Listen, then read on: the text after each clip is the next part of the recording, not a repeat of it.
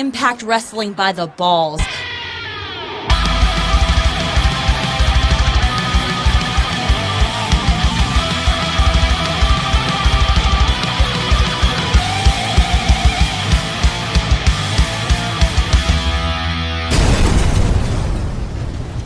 The Fresh Prince of Midair, Trey Miguel. Too sick for this world, Zachary Wentz. The Cardiac Kid, Desmond Xavier. And we are The Rascals. And you are listening to Total Non-Stop Impact Podcast, baby. Woo!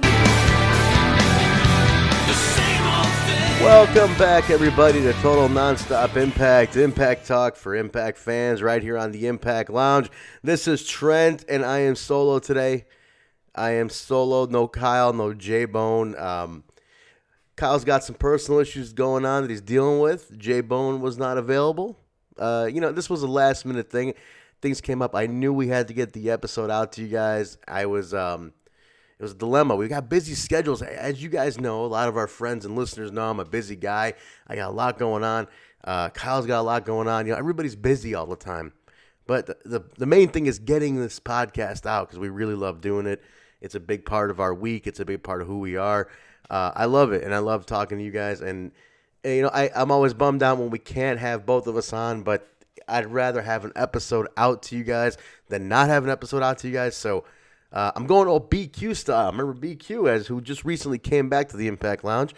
He used to go solo a lot, just when things didn't work out with anybody else. And just in general, BQ would do a lot of solo updates, and that was his thing. So here I am pulling a BQ going solo. But here with you guys to break down the May 17th, 2019 episode of Impact Wrestling, live from Philadelphia, Pennsylvania at the ECW Arena, a.k.a. the 2300 Arena. I'm going to call it the ECW Arena because I grew up on ECW, so that's the ECW Arena to me. Here to break that down for you guys. We're having one thing that bums me out now. I'm about to kick into the comments, and I don't have Kyle's sound bites. No Kyle's sound bites this week, man. It's a bummer. I love the sound bites. I think everybody loves the sound bites, and every week we don't have the sound bites. It hurts. Even last week, it was just me and J-Bone, and Kyle infiltrated the show. How did you guys think? What do you guys think about that? When Kyle he infiltrated the show completely. He was He stuck in. That was like a Pearl Harbor attack on us on the show. It was great though. I loved it. I love that he was part of the show. So good move, Kyle. Well played. Not so well played that we don't have sound bites this week, but next week's a new week, guys. My apologies in advance, everybody, if I sound a little nasally. Usually have a nice smooth voice. When I'm not doing my heavy metal singing, I got a nice smooth voice. I'm a little nasal. I'm a little sick. I'm a little under the weather. Those in the Midwest might know the weather's terrible out here. It's terrible. It's nothing but dreary, rain, cold, and then one day it'll be hot. I'll go back to lousy. So it's been very weird. I'm not full blown sick, but I'm in that stage where my body's fighting it. So I'm here to do this for you guys. I'm not terrible. I'm a little nasally, not too bad. So hopefully it's not annoying our listeners here. So I don't want to do that. I don't want to turn you guys off. And because of that, I'm not going to keep you for too long. We're going to blaze through this review. Going to get some personal feedback. I was on site. I was at the show live at the taping. So I'm going to give you some personal feedback, some live feedback, and we'll go from there. But let's take it to the comments. I'm not going to do too many comments, guys. I love the comments. Don't get me wrong. We love all these comments. And the last thing I want to do is skimp on the comments. But for the sake of just being me and just me kind of reading them off, I'm not going to do too many of them. I'll just blaze through a few. I'm going to start off with James St. Patrick went bananas. James, you left a lot of comments, but they're good comments. I'm going to read all three, okay? Let's start with the first one. He goes, first off, Kyle the Draw. My man, is that old school Big Daddy Kane in the background playing? I think it was. I don't know. It sounds like Ain't No Half Step. And James, great reference to Big Daddy Kane. For a 37-year-old like me, that's a great reference. Kyle, let me know if I'm right. My 5 quick hitters. Number 1, I disagree with you guys about Killer Kross. Yes, he is young, and yes, he hasn't earned the big star power name like Hot Trash RVD, but still, you have to take care of your up-and-coming talent. You have young men coming out of college and getting paid by NBA teams. It's the same way the NFL, so Killer Kross has a point.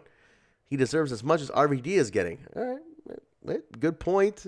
James. I agree. You got to take care of your young talent because these are going to be associated with your brand. But I wasn't happy about the way it got exposed. And it's like, what, did you go to the sheets? Like, what happened here, Number 2, speaking of the diva known as RVD, yikes, you're not a fan of RVD, James. Yes, Professor J and TMZ, that's me. RVD was acting like he was the second coming of the Messiah as he trotted down to the ramp. RVD doing interviews and talking about how AEW and Impact has RVD money. RVD needs to turn them sideways thumbs downward. You're not a fan of RVD. I'm still not sure what the hell the RVD presence is right now. I don't even know. It's not defined to me yet. I like RVD. I'm a fan. I grew up on RVD, so I just need to know what's the whole point of it, really. Where are we going for the title? Are we going for an X Division title? Are we just there to put young guys over? What is RVD's purpose right now? We'll see. All right, James, I'm going to read the rest of yours because you left a lot. So let's see. Where's the other one? Oh, here it is. See, now, James, I see first off, I see the, oh, no, this is it. Okay, my bad. Looks like it's split it up. Number 3 point you wrote was, great promo by Thomas Dreamer. I'm not a fan of his in-ring. I'm not either anymore, James. I'm going to tell you this right now. I used to like Tommy, but the in-ring is not there anymore. But I love Tommy Dreamer. The character of Tommy Dreamer is great. But at least he's better than hot trash RVD when it comes to mic skills. Jesus, his mic skills are great. That speech was unreal. Number 4, I hope they are not about to break up the North already. That'd be stupid after building them both up. I think the North can be as great as LAX and the Lucha Brothers. Number 5, it's not fair that Moose and Killer Kross get pushed back to mid-card after they sign Elgin and new talent. I think they should have Cage drop the belt and get 100% well. Meanwhile, Impact could have a tournament to see who wins the belt to become the next champ. Or who wins to become the next champ. The heavyweight division is so stacked. I'm going to agree with you. I'm not sure what the purpose of bumping Michael Elgin to the top right away was. And I know this is something Impact's very criticized for, is the hot shot of the new guy coming in. And I'm like, wait a minute, you have just built Moose really well. I mean, Moose is top tier at this point. You have Killer Kross, top tier. Johnny he's in the rematch mix. And then it's like, are we already bumping all these guys for Elgin? But why? That's the question I have to ask. Why Elgin gets pushed to the top? And I get it. He's a name, but I mean, he's not a name for Impact. Yet, you got to build him up. I'm weird about that one too, James. I'm not too sure how I feel about it. I think Moose could use a run. Moose has come into his own. I mean, talk about an amazing character shift. Moose is the man right now. So we'll see where they go with it. I can't imagine Elgin's looking at a title run soon, but anything's possible, man. But thanks for those comments, James. Those are great. Let's see. Daniel Torgrimson says Tommy Dreamer's promo is one of the best of the year. Who's going to be in the next program with Ace Austin? I think now, Daniel, it's time for Ace to focus on the X Division title. Gotta get it on another guy. Rich is made. I think Rich is the made man. He did a great job with that belt. He has carried it really well. And I think now it's a time to... You put anybody over on Rich, that guy's made. Ace Austin could use that big win. So let's see. Megedro says, love the post-edited Kyle comments. There you go, Kyle. Do more of those. Some guy says, they didn't mention this on Impact, but the reason for Tessa's complete change in personality is that she found our Lord and Savior, Jesus Christ. This makes more sense than the reason they gave. She felt way too much out of character when they started praising Madison. It was just annoying. I agree. It was kind of out of nowhere. I'm hoping that the reason for the uninspired writing is because the show was filmed right after the pay-per-view. Tessa's been my favorite wrestler the past year. I hope they don't botch this. As for comparison with Taya's turn, Taya was a boring heel and became a likable face. Oh, okay. I thought the other way around. Tessa's a great heel who fans already love. Can they make her face version better? Only time will tell, but this was a bad start. Okay. All right, listen, let's give it time. Let's let it build. It's only been a week. Let's see how they build it. Humble Beast, you went bananas with your comments last couple weeks, man. Holy moly. Humble Beast, PSA. So I guess my vent session last week was too raw and uncut for YouTube. LOL. Now they have a note on my channel warning me. Did they really? Did they give you a warning for leaving comments for us? That's weird. So maybe I need to change my name to Mr. Rogers' Neighborhood or Ned Flanders from The Simpsons and have a happy G-rated smack. I've been muzzled. I need to... Humble Beast, I need more information on this. What in the hell? What happened? Give us some more information here. What else we got here? Let's see. Man, the gang is all out. Chris Steele, good to have you back here. They should have Sue Young and the Undead Bridesmaids versus Team Rosemary, which consists of herself, Paradise Lost, Nevaeh Christ, and Jessica Havoc in Lethal Lockdown at Slam 17. What better way to end this feud? What if Kira costed Rosemary the match? See, that's good. Kira heel turns in full effect. So let's see where that goes. Let's see. It's a Card Nation 420. Killer Kross is my guy, and I can't really fault the guy for trying to get as much money as he can. But if he did ask for a raise while having 2 more years left on his deal, that's so dumb on all levels. He's definitely worth more than what he probably makes now, but ultimately he agreed to terms on his deal, knowing he could break out in a year. If he had that fear, he should have renegotiated his deal when he signed.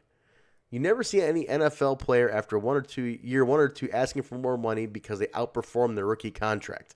Same applies here. Wait till your contract is close to expiring and then ask for more money. Don't do it now. Very good comparison, the Card Nation. I like that. You don't see an NFL player saying, I did better than expected my rookie year. I want more money. It's a contract. And again, we're going off of a lot of dirt sheet garbage. But if it is true, which some of it does seem true, I just feel like, out of the contract, and then you can go. I mean, you can get out if you want. I mean, what? But there's a contract's a contract. You signed for a reason. You got to roll with it. And I love Kross too, but fair's fair, man. Let's see here. I'll do a couple more. Maybe do 3 more, guys. How about 3 longer, 2 shorter? I'll do 5 more. Let's see here. What else we got here? Doctor to Mayhem says, I hope we see more Alexia in the future. She's got the looks and physique. Maybe some explosion matches in the future. I liked her too.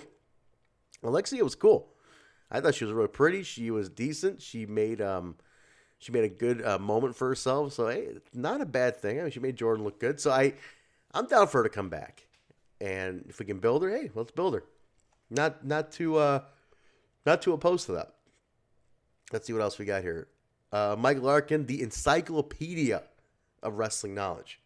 Mike Larkin says, Tessa debuted at Redemption 2018 on commentary.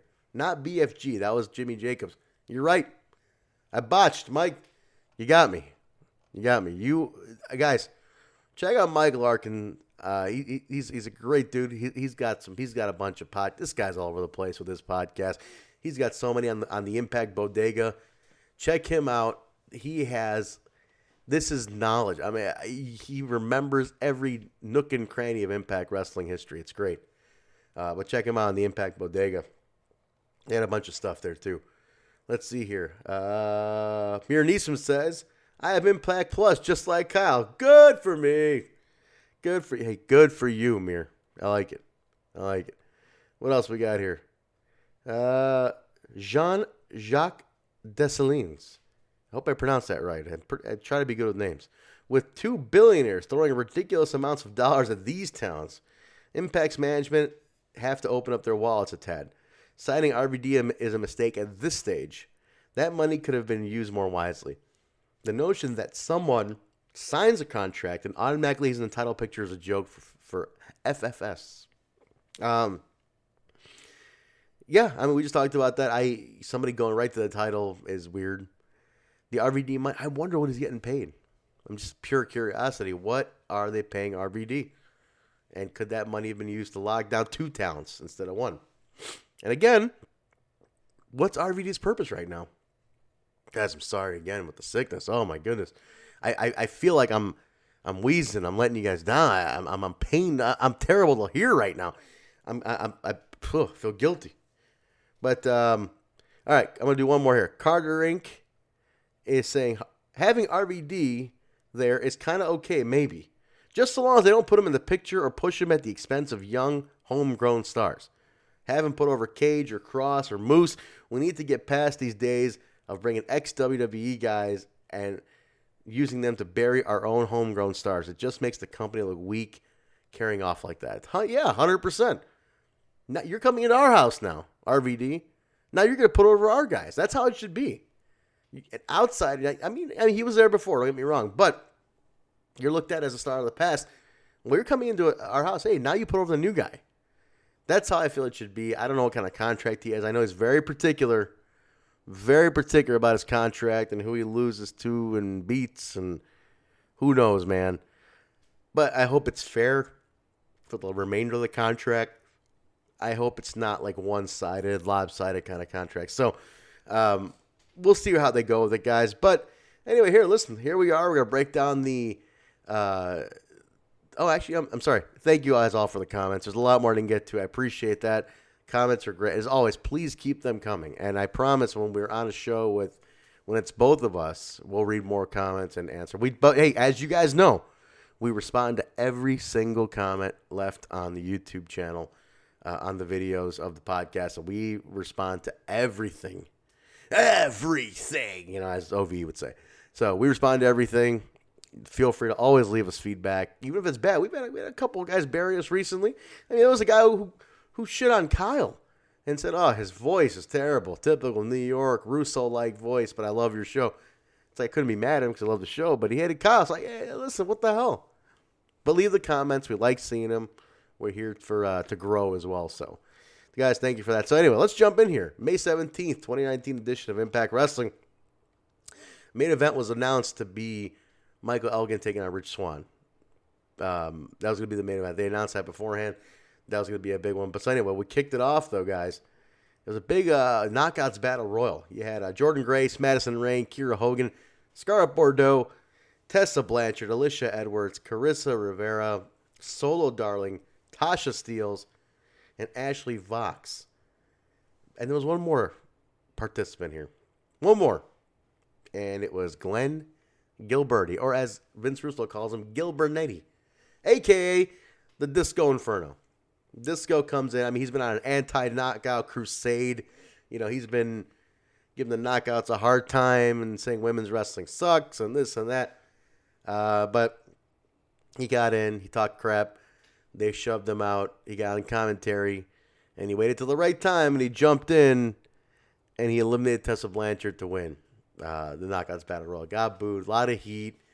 It was great. I mean, it did what it was supposed to do. Disco, that I mentioned, by the way, guys, I don't know if you heard last week, he snubbed me in Philly. Big time. I'm hurt. He showed up. I held the door open for him. Got out of his Uber. And I said, hey, Disco. And if anybody listens to Keeping It 100, he says, hey, compliment question, and I'll take a picture with you.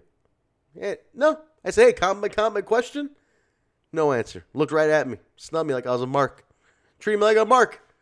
So, Disco, you snubbed me. I'm hurt. And he'll probably call me a mark for saying that, but I hope to get revenge one day.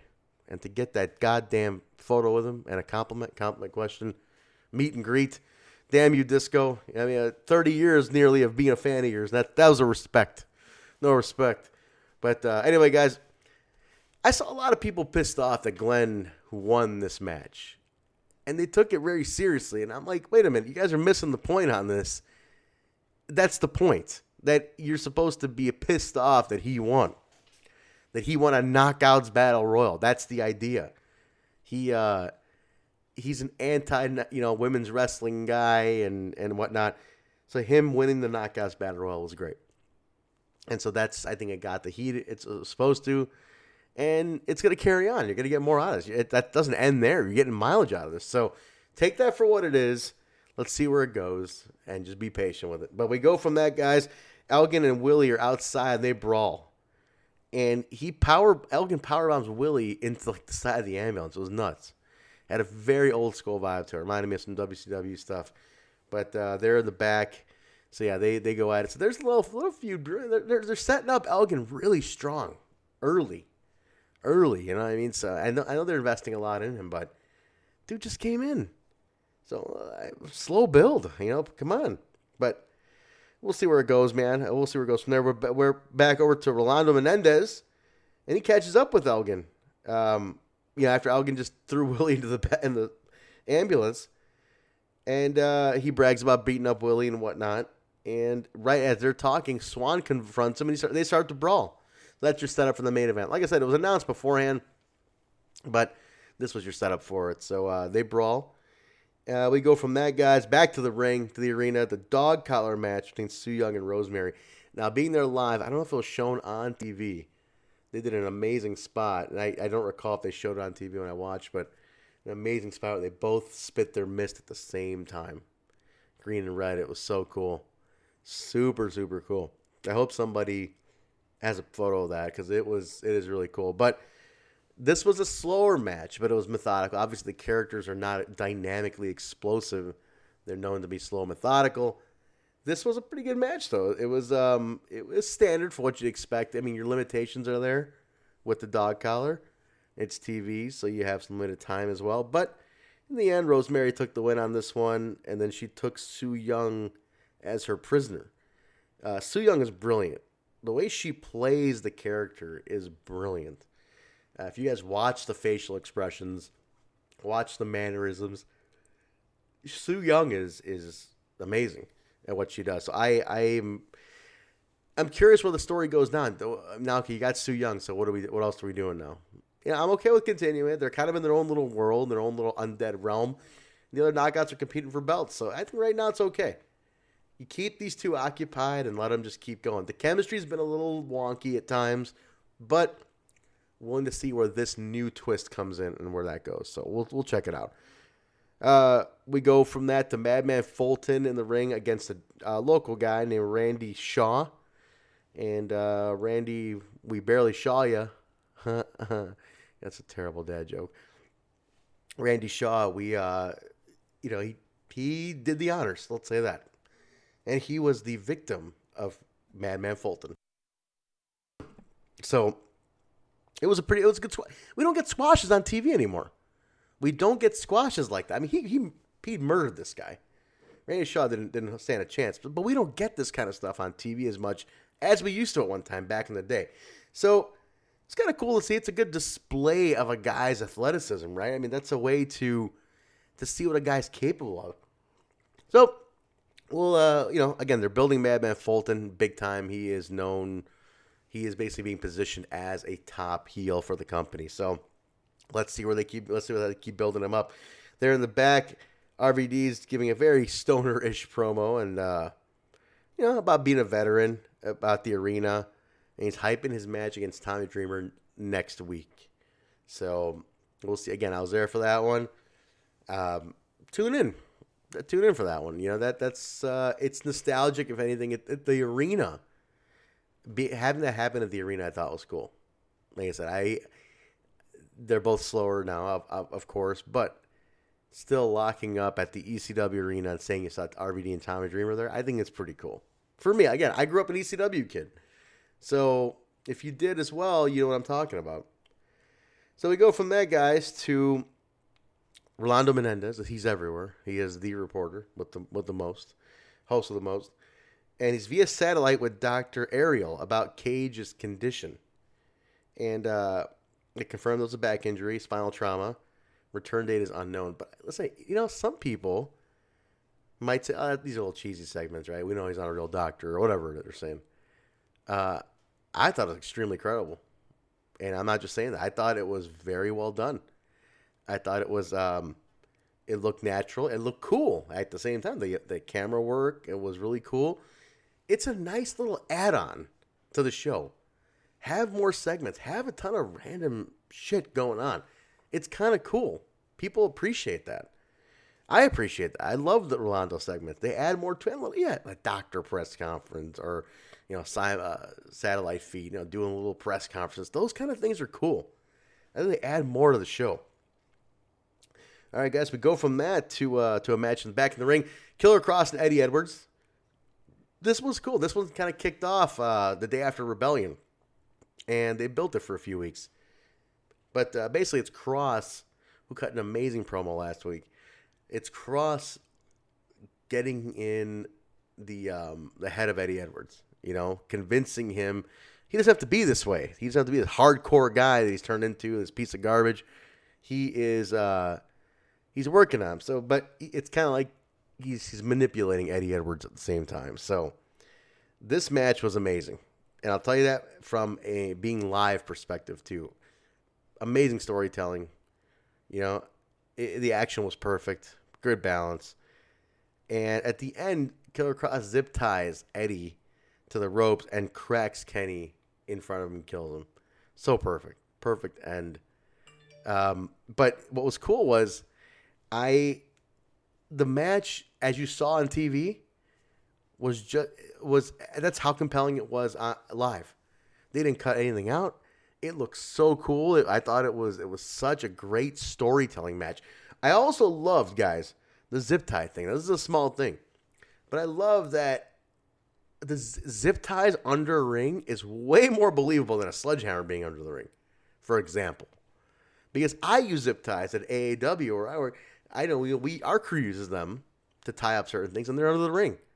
So that's believable. It's a little detail, but I like that believability. So that was cool. But yeah, Eddie played it up great. It was fun, man. I thought it was a really compelling segment.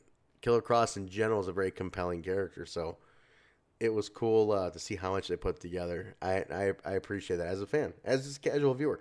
We go to the Rascals' treehouse, and they're shoving food at Trey, making him try to get him to eat, and he won't eat. He's bummed out. Zach's freaking out over their upcoming title shot. Like he says it's a vegan now. He's not gonna eat the chicken they're throwing around the room. It's just so funny. Like, it's such random one-liners with these guys.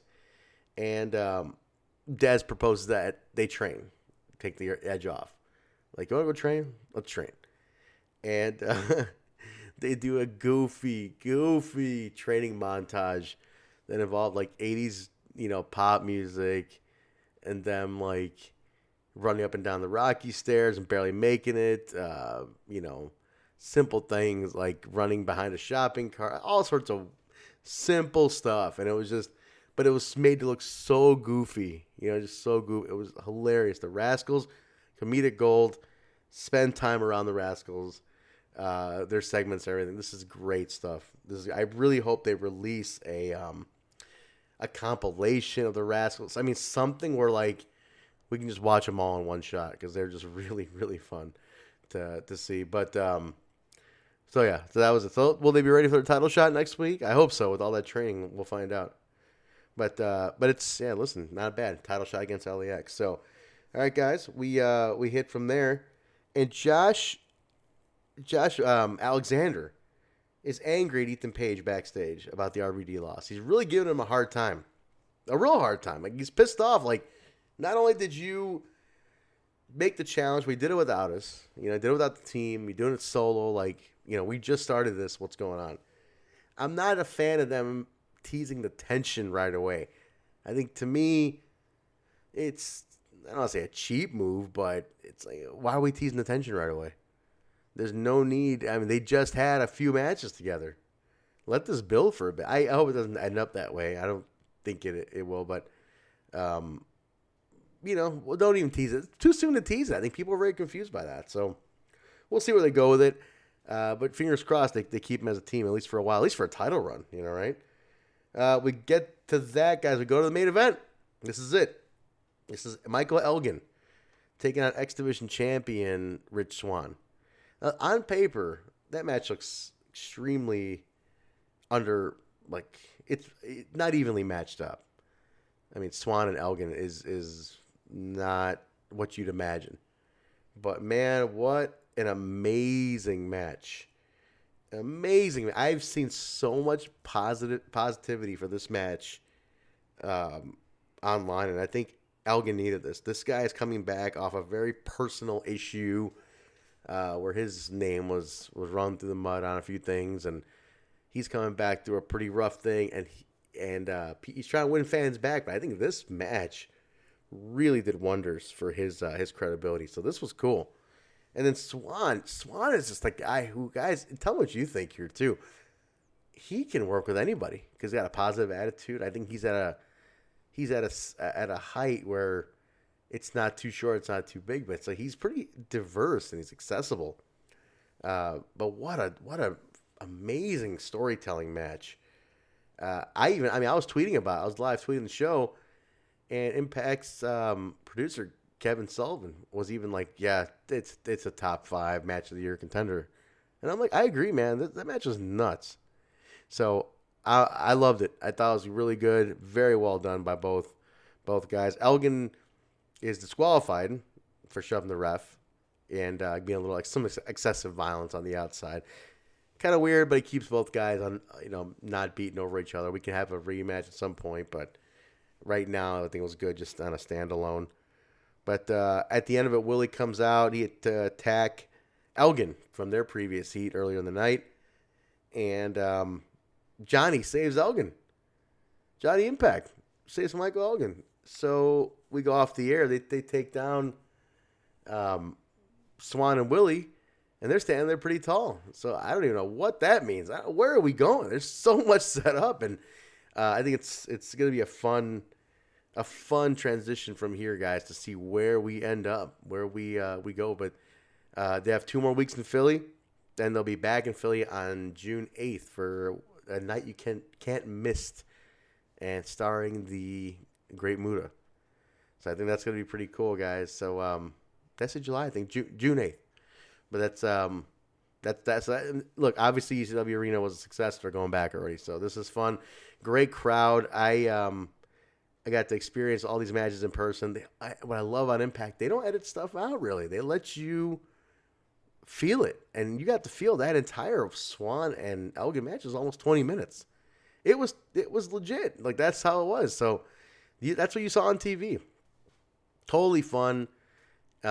Great episode. I really, really enjoyed where the company's headed, the direction we're in right now. It's a fun time to be a fan of Impact Wrestling. There's a lot of wrestling going on, but right now this is the company that I feel is doing the most progressive stuff. And that's important. I don't think that gets talked about enough. So, guys, that's it. That's the May 17th, 2019 edition of Impact Wrestling. What did you guys think? Leave me your feedback. What did you guys think of the show? I liked it. I thought it was a very fun show with great matches. Great matches with quite a bit of time attached to them. So I think that's key. That is very key to have. If you're putting out good matchups, then give those matchups time. And I think that's a good example where where Impact is settling, and so far so good. But guys, that's like I said, quick one, only about a half hour. I don't want to keep you guys too long. It's only me. It's a solo cast, and solo casts are never as fun. I know it because not as many people listen to solo casts. They want the team, especially Kyle. He's a draw. So but hopefully we're back next week, guys.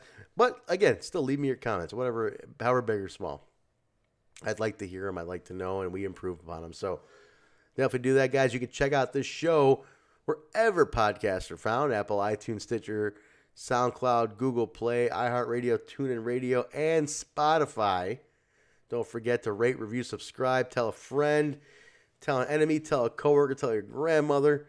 Get on there, give us a rating. Go on to iTunes specifically. Give us a 5-star rating, please. It takes 2 seconds. But if you have iTunes, go ahead and give us a rating on there, guys. Let us know what you think. We love the feedback.